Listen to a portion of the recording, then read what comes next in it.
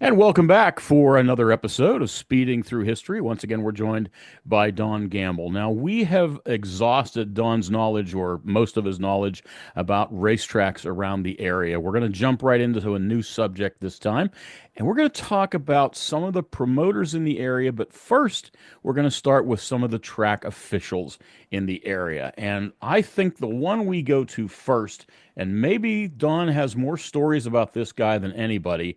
Everybody loves him. He's been the pit steward at Lernerville for many years, the pit steward at Pittsburgh's Pennsylvania Motor Speedway since the day it opened, I believe. We're talking about Louis Smokey Shemp. If you need him, Don Gamble, I'm going to give you 30 minutes. Can you fill 30 minutes with Smokey stories? How about if I give you 6 or 7 hours? Okay. Well, I'm going to cut you off at 30 minutes. The mic is yours, sir. Take over. Well, you told me, you said you wanted to do officials, and could I pick an interesting one? There is no one more interesting than Smokey Shemp. Now, how did I first meet Smokey? Well, I think it's a mix of two possibilities, but since this was a long time ago, I'm not sure if it was at the flagship or the Alley Gang. So let me elaborate on the Alley Gang. Ronnie Dakencope had a garage up in Munhall, and that's where he built his race cars. And the Alley Gang was Ronnie Dakencope, Don Rotman, Roger Pratt, Smokey Shemp, Frank West, and Sammy Deller. So that would have been one place where I could meet him. But I think better than that was the flagship bar. It was on Route 30. And years prior to me getting involved there with Smokey, Herb Scott would always stop there. He had a bus with his pit crew and would ride in the bus along with the race car, and they would stop for a sandwich and a beer. Well, other people found out about it. So the next thing you know, a lot of the drivers were stopping there. Donnie Allison would stop. My crew would stop there. Gil Roth would drive up from Morgantown to stop there. I think Burgess stopped there. I mean, you name it. Anybody from Schmuckers and or Jennerstown would come down there, and it was this place really rock and rolled. And sometimes the owner was Kenny. He was a crippled guy, and he was on crutches, and he didn't really want to stay till daylight. So he gave Smokey his own key. So when the fun was over, Smokey would actually lock the place up, and it was usually daylight when he locked the place up. But a lot of stories came out of that place. Oh my goodness! But when you get into who is Smokey, his grandfather raced, his father raced, he raced, his two sons raced, and now his grandchildren are racing. So he's the fifth generation of Shemps in racing. And him being a grandpap, it's a whole different lifestyle for him. Now he actually owns the two cars that the grandkids race. Where do his grandkids race? I believe it's at Blanket Hill, or it could be. Yeah, it must. I should have done better research. I think it's Blanket Hill. Yeah. So you were pit steward at Lernerville for a time, and something changed, and Smokey wound up with that role. Is that correct? Yes. What happened? Art Smiley quit in the middle of the year. See, there was an unspoken rule that if you worked at two tracks and there was a conflict of two tracks running on the same night, you would stay with the track that's your regular night where you were Right. supposed to be. And this was a Friday night, and Art Smiley decided to leave Martin hanging, and he went to Latrobe. And Don came down. He was all shook up. What are we going to do? I said, well, Don, I'll work the blackboard here for a couple of weeks until you find somebody. Well, he never found anybody because he was happy with what I was doing, and I knew all the drivers. And the only downside when I started putting the lineups on the board, Ralph Spithaler's mother came up and she said, "We're going to have a problem getting these lineups." I said, "Why?"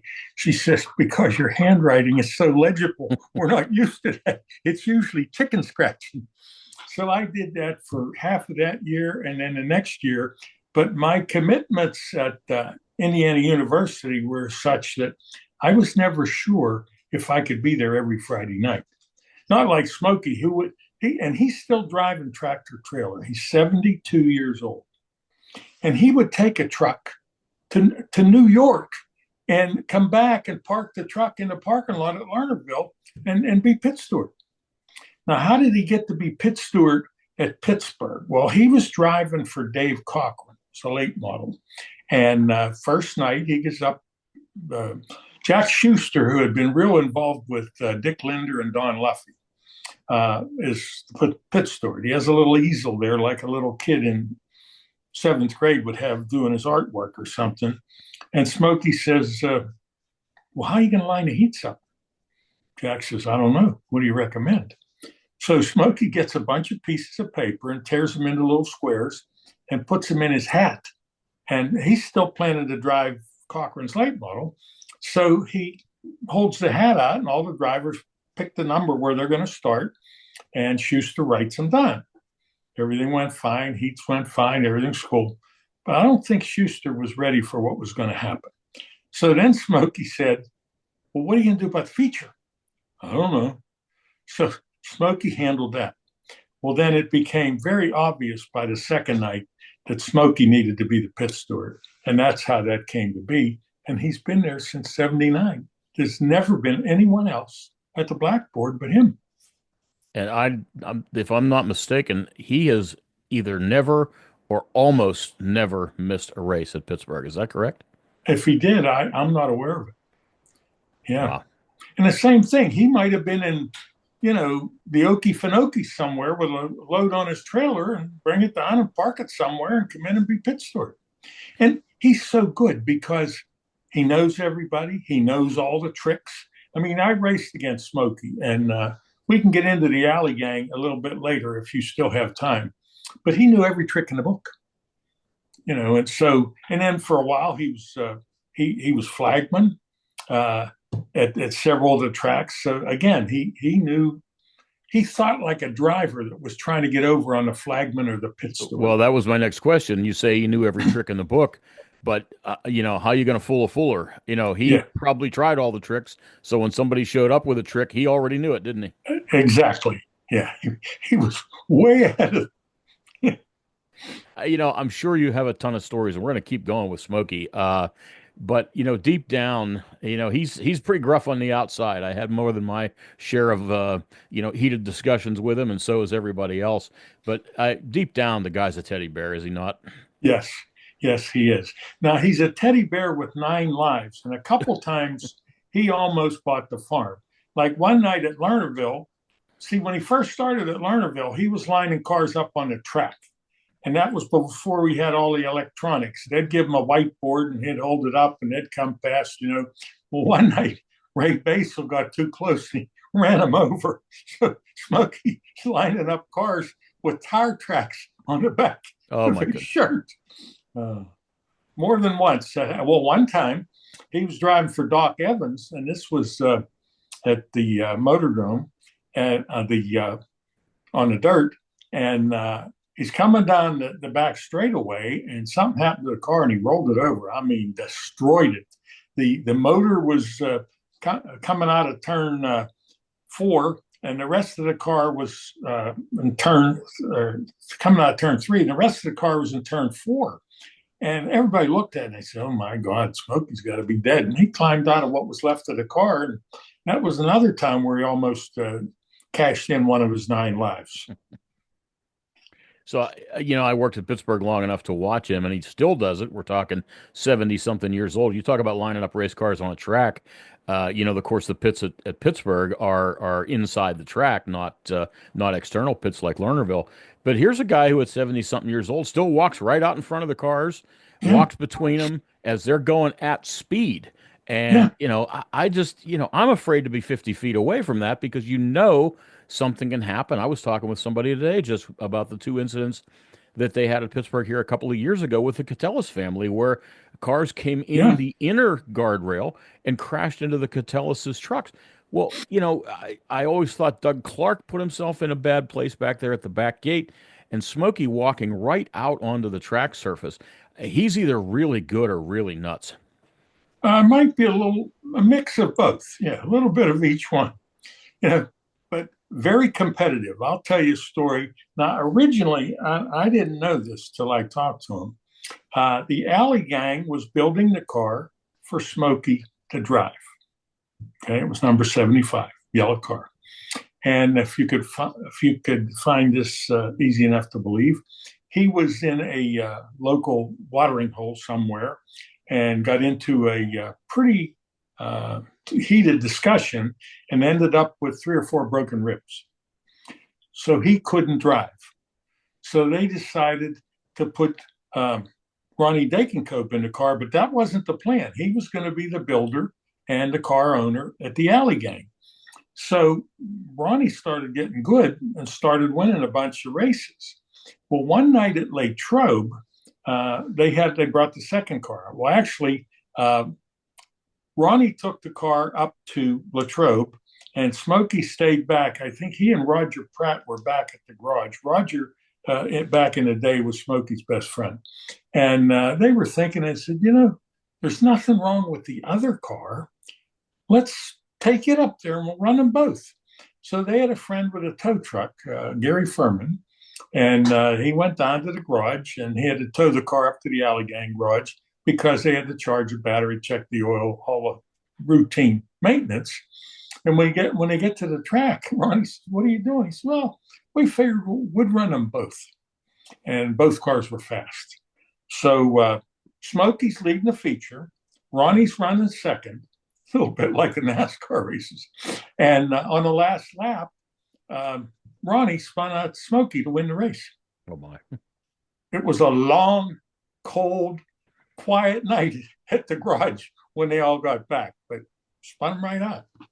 And then Smokey had his tricks. Like one night, I was racing him at Latrobe, and he had borrowed a car. It was a blue number 43. It was a fast car. It was kind of shaky at best, but it was a fast car.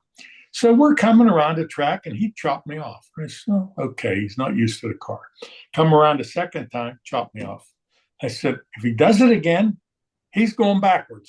And he did it again, and I spun him out. But he got the message. I played one of his own tricks on him. But if we ever wrote a book about the flagship, we couldn't print it, because it was just unbelievable. And Smokey always wanted to play tricks on people. So one night, one night they were going to circumcise Gil Roth on the hood of this Donna somebody's car, and Gil avoided that. But so Smokey was in one of his playful moods, and for some reason he didn't have any shoes on, and he got on Herb's bus. And he figured Herb would ride him down a half-mile down the road and let him off the bus. But he just kept him on the bus. They went to Wexford.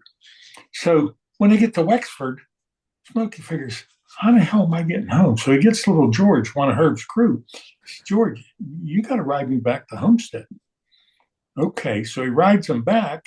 And when they get back, he says, "George, do you know how to get home?" He said, "Well, if you can make it from the Homestead High Level Bridge, I can get home okay." So he leaves him off there. Now, he had a pitcher of beer. It was empty. When they left the flagship, it was full. So he's walking up the hill in his bare feet with a beer pitcher in his hand. And he passes this black bar. And one of the guys in the bar says, "Look at that stupid honky MFer. What the heck's wrong with him?" One of the guys who knows said, "Oh, that's just Smokey. Call him over here. We'll fill his picture up." Oh, they filled it back up. He walked up to his house, but now he's figuring, I still don't have my shoes. So he got someone to take him back to the flagship to get his shoes, since he had his own key, but the shoes weren't there. So he finally, the end of the story was Marcia had brought the shoes home because she figured he'd need them the next day. But Herb ran over on him when he took them all the way to Wexford. So yeah, I understand he did a stint at Motordrome when it was asphalt. Yes. Okay. I was again, and there were a lot of changes in my life because of my job at Indiana University of PA, and I was promoting Motordrome on the asphalt in '96, I think. That was a long time ago. And I thought, I'm going to leave. They're going to need somebody that's good at this. And I asked Smokey if he wanted to do it. And he did for 1 year, but he left for the same reason I did. You couldn't have five bosses because they were never on the same page. Nice guys, hardworking guys, very successful, but everybody had their own ideas. So he tried it for 1 year. And he used Lernerville, Don Martin logic, and they just couldn't accept that. So that was just 1 year. Well, certainly Pittsburgh and Lernerville have both benefited from having him, Oh at the yeah, blackboard and, whatever you call yeah. it, as their pit steward for so many years. The stories just keep racking up. Don, keep going. Whatever else you got on him, let's talk about this guy. You said you could fill 6 hours. Let's hear it. I could, and like I said, some of the stories we can't repeat, but you Right? know, it would be really, really good stuff. Well, the cars got the nickname the Bounty Hunter because whenever they would go somewhere, generally one of the cars would win a race.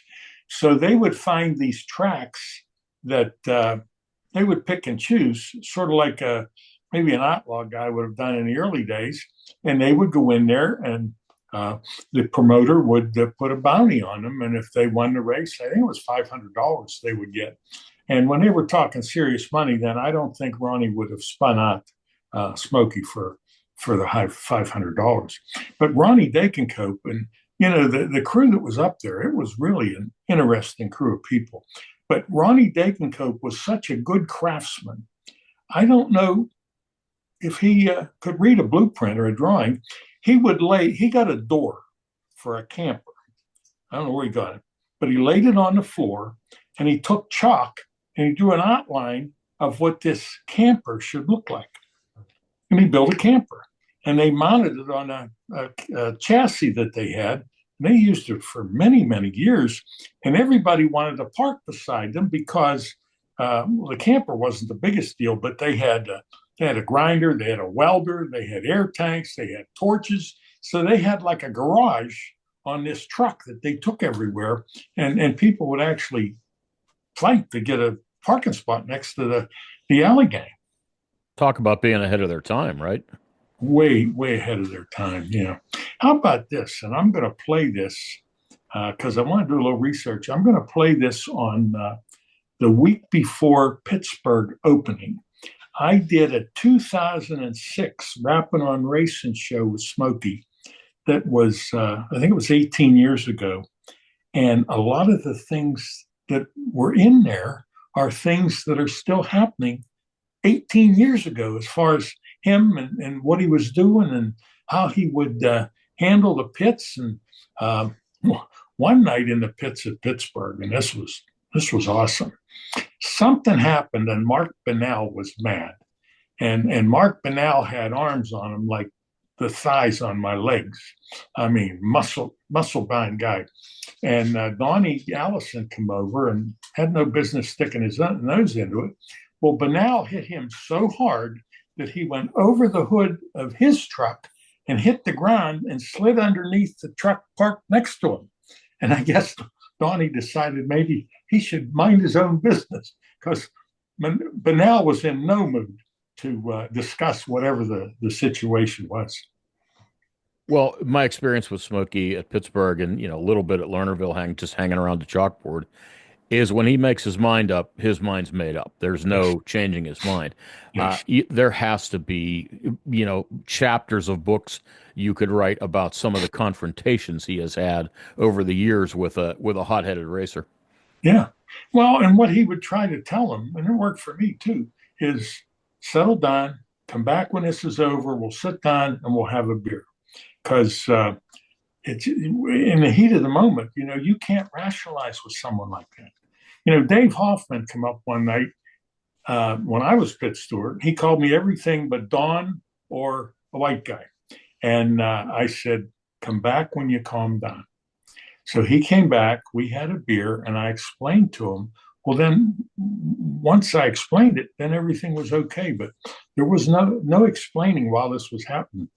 And just, you have to be part tough guy and part psychiatrist and whatever you want to call it, because when a driver's upset, they just they don't ration. They have no. They just can't ration with the problem.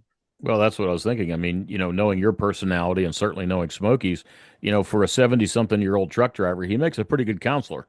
Yeah, yeah, and some of the stories from when he was trucking, that's another story. But we don't want him to get in trouble with the FCC or whoever checks the trucks. Who Right. checks the trucks when they? That's the Department of Transportation. Yes. Okay, yeah. Now on top of all that, he has four street rods. Okay, he has a '37 Ford Coupe, a Corvette, an El Camino, and a Chevelle, and they are all beautiful. If he had the time, they could all be in the car shows. Now, the new one that I wasn't aware of is this '37 Ford. His oldest son was somewhere, and he saw this car was for sale, and he said, "Dad, I think you ought to come and look at this. I got enough toys. I don't think I should. I'm telling you, ought to come and look at it." Well, he looked at it and he bought it somewhere in Ohio, and now it's in his garage. Now, here's the story on his garage. Okay, he wanted to have a garage built, and Doug Foster was in the construction business, and he came out, measured. It was going to be a big enough garage to put four street rods in it. And he said to Smokey, now this was maybe like March, and he said, well, maybe I can get back to you in April or May. And he said, oh, that's not bad. No, that's not April, May this year. That's April, May next year. That's how busy Doug was. I mean, he was a craftsman. So the following year, he built the garage for Smokey, and it's attached to his house. And if I was in Pennsylvania, I'd want to go over there and see all his street rods. But he has no time to Right. drive them or Right. show them because he's so busy every Friday and Saturday. He approached me. Of course, he knew my connection to the custom car world. Being so many years with the Wexford Starlight Car Cruise, like I was, and he knows I know people. And I don't know exactly when. I just know the timeline is about a year or so before Marcia passed away. And he said, "Do you know anybody who's got a late 30s Ford Coupe?" And I said, let me put the word out. Well, I bumped into, we all know Chris Schneider, of course, from SS Chassis. Bumped into his dad, Oscar, at the Father's Day car show that our friend Vito Capascio has a good hand in, putting together the Father's Day car show at Hartwood Acres, which is about 5 minutes from my house. And I bump into Oscar, and there's Oscar with similar year. I don't know the year offhand, 36 through 39, Ford Coupe, beautiful car. And I thought, boy, are you looking to sell that? And he said no. And I said, well, that's too bad because I know a guy that would really buy that in a heartbeat. And then I hear a couple of months later that he had found this 37 Ford Coupe, and it's supposed to be a beauty. Yeah. Yeah. If you could ever find a time to, pick a day when he's not on the road and get down and ask him to let you look in his garage. Yeah. So you talked for a time when we first started this. You mentioned a name. I want to say it's Whitey Lauterbaugh. Is Yes. that okay? Now this was the Heidelberg pit Yes. steward. Okay, Yes. compare Yeah. these two guys because you said if you think Smokey's crazy or whatever you'd said at the time, tell me about Whitey and compare him to Smokey. Well, I guess he was maybe even a little rougher around the edges, but not as diplomatic as Smokey. For example, Whitey was the pit steward at Heidelberg, and Tommy Colella was promoting the track. Well, one of the guys come in late. Can't remember who he was. A friend of Tommy's, and he said, "Do you think I can get some hot laps?" And he said, well, we'll go over and ask Whitey. So now everybody's following Colella over there to see if there's going to be any favoritism. So he says to Whitey, he said, I think his name was John, the driver, Ohio driver, drove car number 5. Anyway, he said, can John get some hot laps? He said, hot laps are over. Get back to your pit, get in line. And everybody who was behind Colella said, well, they said, there's not going to be any favoritism here. And Yeah, it you set knew who a was in charge precedent. at that moment, don't you? Yeah, it set a precedent for, you know, Colella to make sure that, everything was on the up and up. And Colella, he was pretty smart. Golf was, I think the Gulf Corporation put $50,000 in the point fund for Heidelberg. And right off the bat, Tommy says, I'm going to win races here, but I'm not going to be in the list of people that are eligible for the $50,000. Again, establish some credibility. Colella was not only a good racer, but he was a good promoter. Well, that's a smart move doing that, taking yourself out of it because Yeah. you talk about showing favoritism. I mean, that would be, you'd raise a lot of eyebrows if he didn't make that decision, right? Oh, and there would be so many problems. Well, you let so and so have hot laps. How come I can't have it? Sure. Yeah, no, Whitey was hard nosed. Let's double back and talk about the Alley Gang. You mentioned them originally. You said we'd talk about them some more. Sounds like a real cast of characters. Oh my gosh. Okay, one night at Schmucker's, Frank West had a Ford pickup that him and Sammy Deller, they rode up because they were from McKees Rocks, so they didn't come up with the rest of the team. And Smokey's sitting on the cab of Frank's truck. Okay. Now, fortunately, his legs were kind of spread apart because there wasn't a lot of room up there to, have his feet on the hood and still have a place to sit. And a car come off one of the race cars and hit the roof of the cab. I think it was about a 55 Ford truck. And if Smokey hadn't had his legs spread apart, he would be Sylvia instead of Smokey. It was really scary. So then Frank has to drive home with the roof caved in and no windshield in his truck. But Ronnie was the craftsman. Rotman, I guess you could say, would be like the enforcer. And Roger Pratt, he passed away shortly after that, was Smokey's best friend. And when Roger was having domestic problems at home, Smokey took him to his house, and he lived with Roger for like about a year and a half. And then Roger passed away. So not only was he tough, and not only was he a good driver, but he was your friend. He was a good friend, and he would do anything for you. Well, that's been my experience with Smokey is, again, I said the teddy bear. And, that's the part you want to talk to at the end of the night, even though, as you well know, as a pit steward, it's not always an easy job, is it? No, and you never know what's going to crop up. And I may have said this in one of the previous shows, but I don't remember. It was an enduro at Lernerville, and Buddy O'Connor won. I was pit steward. This young kid comes over and he says, I want to protest the winner. Now, at the time, I think Buddy was about 75. He said, I want to protest the winner. I said, why? He's a professional driver.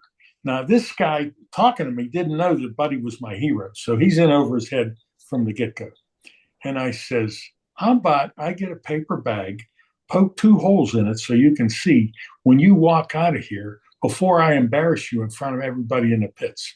Guy put the bag over his head, walked out of the pits. But you never know what to expect. Like one night, a guy come up and says, I want to protest so-and-so. Why? Because he's cheating. Well, how do you know? Because I'm cheating and I can't catch him. Or tell a guy to get in line. And this is before we had all these sophisticated helmets and the drivers could hear, This one guy wouldn't get in line. So after the races were over, I gave him a business card. And that's when Smokey had the board and you had to look where you're supposed to go. I said, here's my eye doctor. I want you to go and see him. He said, why? Because if you can't read that damn board, you need glasses. Again, he left. It's just so. Back in the day, I mentioned Smokey walking out on the track. Back in the day, before we had an earbud in everybody's ear and these race receivers, this one-way communication with drivers, it would be no odd thing to see a pit steward, some kind of a race official, walk out of the track, get face to face with a driver, stick his head right in the car, and have at it. And those had to be some pretty cool experiences too. Well, and also dangerous. There was a flagman at Heidelberg. His first name was Red, and he would flag down on the track, and he got hit. And I don't think it killed him, but boy, he was in bad shape. I think his name was Red Hecker. He might have been a relative to Dick Hecker.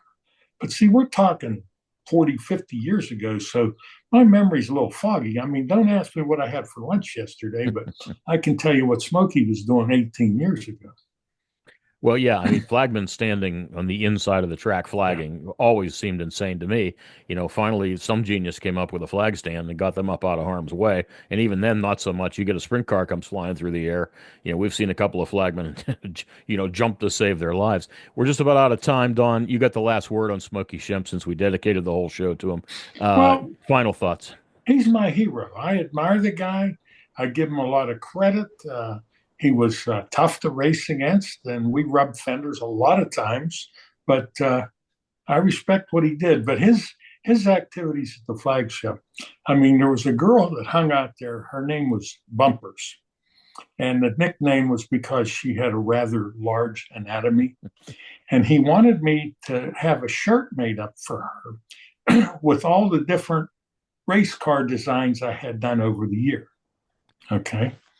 In order to get them all on the shirt, it had to be a 5X. And we got them all on there, and the shirt fit. So try to imagine, like you and I probably wear a 2X, a 5X t shirt for Bumpers. My And it made a goodness. big hit.